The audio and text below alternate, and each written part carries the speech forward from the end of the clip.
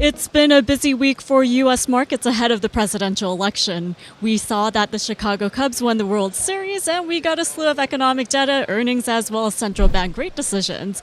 And also over in the U.K., we saw a lot of action after the vote regarding the Brexit. Now, joining me here ahead of the weekend is Tim Anderson of TJM Investments. Tim, thanks for joining me at the end of a very busy week. Sure. Well, first and foremost, we have a lot happening ahead of next week's election. Of course, there are market jitters about the outcome, but what do you think is the most important thing to take away? Well, I think that, a good chunk of earnings season is now out of the way, and investors are really going to have to focus on how they want to be set up for 2017. Some of that will be impacted by the election, as will maybe how they want to finish the end of the fourth quarter. Right now, probably returns are in the low single-digit area, very similar to last year. And, we've had a very low conviction market for most of the last 8 weeks, and that'll probably start to change quite a bit next week.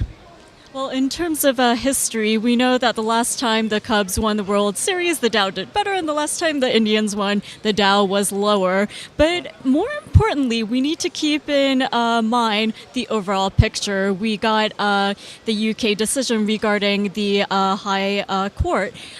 So what do you make of that, and what do you make of the action we saw in the British currency? Well, the currencies have been very impactful on the market for the last few weeks. I mean, unlike this morning's jobs report, very much like the Fed decision earlier in the week, would have had to have been a real outlier to really have a major influence in the market one direction or the other.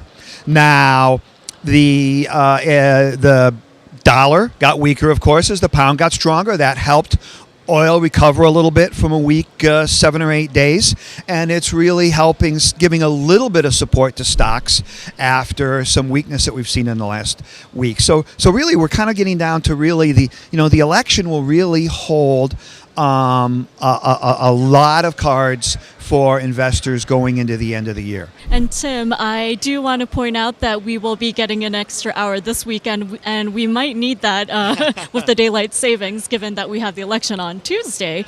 But I know one index you're watching right now is the Russell 2000. Why is it important in terms of price action? Well, it is because where you had a new high this year from the Dow, from the S&P, and from NASDAQ. In fact, on 2 or 3 occasions, they all hit new all-time highs on the same day. You did not have that from the Russell. The Russell's all-time high was still the last week of June 2015. It got up just below 1,300. We got up to 1,263 in the third week of September, and we're about 8 points below that right now. Now, it's very typical that small cap stocks do not act well in a rising rate environment, and pretty much everybody thinks that we're going to have a rate hike in December, and with rates near zero, there's only one way for them to go. But I think that I think that rates are not going to go up sharply. They're going to go up very, very slowly and very gradually. So I think that the Russell might be getting close to a little short-term oversold. It's the just a little bit above its 200-day moving average at 1150, so it's about 1% above that right now.